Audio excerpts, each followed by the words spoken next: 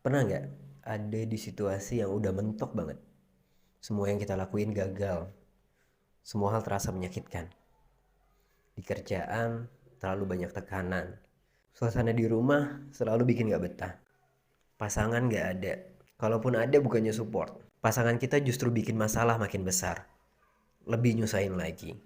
Teman-teman nggak ada yang bisa ngertiin. Pokoknya capek banget sama hidup. Hal yang paling kepikiran di saat kayak gitu adalah mati. Aku pengen mati aja.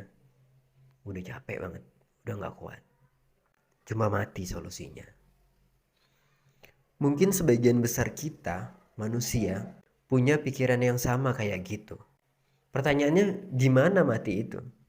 Ada apa setelah kita mati? Apakah dengan berhentinya hidup kita, masalah kita juga akan berhenti?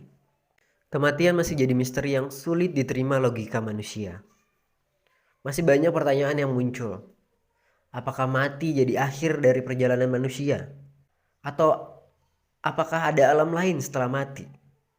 Peneliti masih terus ngelakuin riset buat nyari tahu ada apa setelah mati. Tim dokter dari Universitas Southampton, Inggris, neliti 2060 pasien gagal jantung. Mereka nemuin ada 40% pasien masih ngalamin kesadaran setelah jantung mereka dinyatakan berhenti secara klinis, sebelum akhirnya berdetak kembali. Seorang pria bahkan nginget saat rohnya meninggalkan jasad. Dia bisa nyaksiin jenazahnya dari pojok ruangan. Pas diwawancara, dia bisa deskripsikan gimana para perawat bekerja dan suara mesin-mesin di ruangan itu.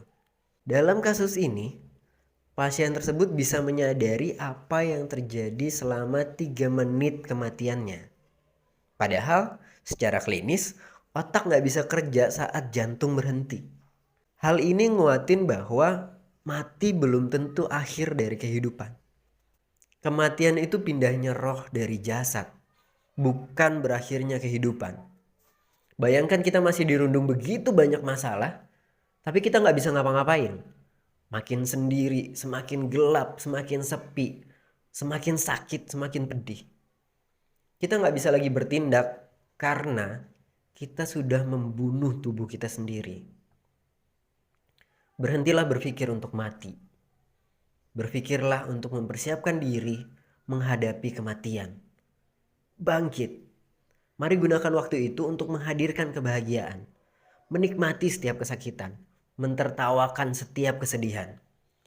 Kalau pikiran kita nggak bisa ngerubah jalan kehidupan, kenapa milih buat terus berpikir buruk? Padahal di waktu yang sama, kita bisa milih untuk memikirkan kebahagiaan. Seburuk-buruknya kehidupan, masih jauh lebih baik daripada mati dalam keterpurukan. Bersenang-senanglah atas apapun yang terjadi dalam hidupmu. Karena bukan kamu yang menentukan kelahiranmu, kehidupanmu, dan kematianmu.